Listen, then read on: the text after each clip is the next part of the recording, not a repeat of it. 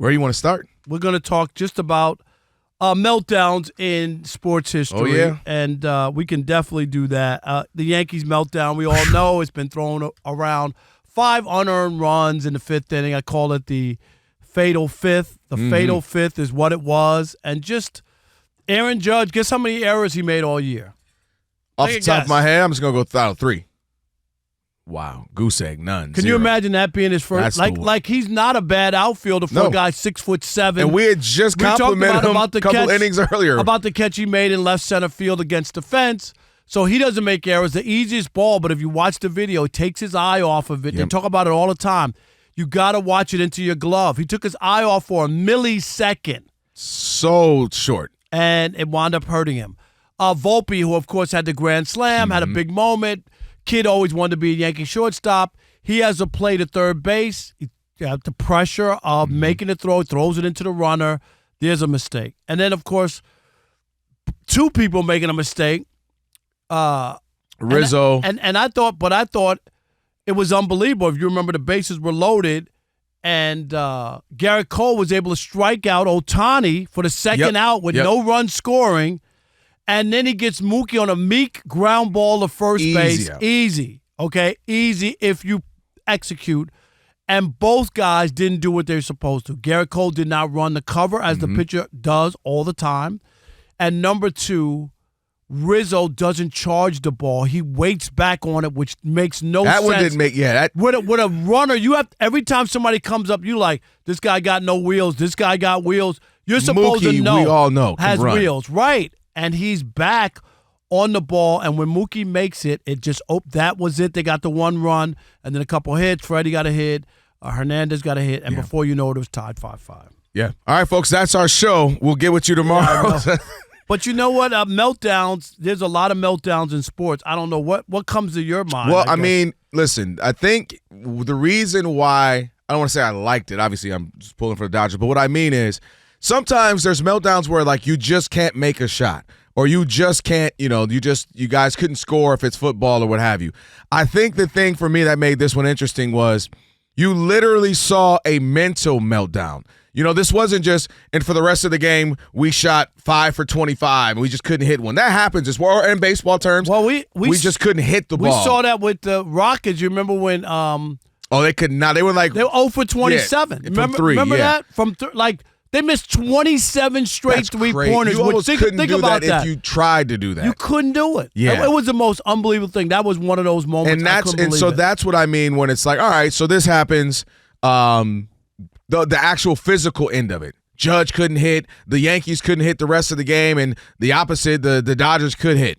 Okay, that's sports. That happens. Right. But the mental meltdown and how the one thing led to the other thing that led to the other thing. And it reminded me, and the stakes weren't the same. They're not apples to apple because football is a one and done. If you lose that game, you're out on the playoffs, and specifically the Super Bowl. But it reminded me of the Falcons 28-3 or the Lions NFC Championship last year, where once a thing happens, then another thing, and all of a sudden the Lions receivers, they didn't drop anything for an entire half or really all season. But then you start to see they're catching up. And Ayuk catches the crazy pass. And now the pressure's on you. And then you got Amon St. Brown, who never misses things, dropping passes. And you got Reynolds, Draymond dropping passes. You got coaches overthinking. No, we're not going to kick it. We should. Okay. And if they would have kicked it, they would have been in position to actually kick a field goal to win the game had they had those other 3 points. Mental. That's the other part of sports we don't often talk about. That guy can't make a shot, or he can't get a hit, or that guy can't complete a pass in football. The mental aspect, you see how critical it is, and why some guys get the yips, and why some guys can't deal with, they're not as good as they thought they would be once they got to the league, because now you're in a pro sport with a bunch of guys who were great in college and great in high school, and they mentally can't get past that I'm just an average player. They never really succeed. The mental aspect of sports is so underrated, or at least understated. And we saw that. They mentally started the melt. You got the pitcher, I think it was Weaver, with the balk. He kind of forgot the new rule. You can't throw it 3 times. And they started to make the catcher interference. And just small little things start to unravel. And what you do for the other team is you give them life. You give them hope. You give them a chance. They say, all right, if we do this can. All right, man, if I can get a run here. And that starts to amplify. And they start to believe. You start to play what? Scared. And for what? Not to lose. That happens in every sport where you start playing not to lose. You start watching the clock or counting the innings. Like, okay, just please, come on. And you've lost that thing that had you winning. So to me, that was the more remarkable thing. It wasn't just, man, Shohei just really couldn't hit. Or, man, Mookie went back cold. That the mental meltdown that the Yankees had, I thought it was just remarkable to see. And it reminded me of that 28-3 where the Falcons just started to unravel and make dumb plays and dumb coaching calls. And then the Patriots start believing.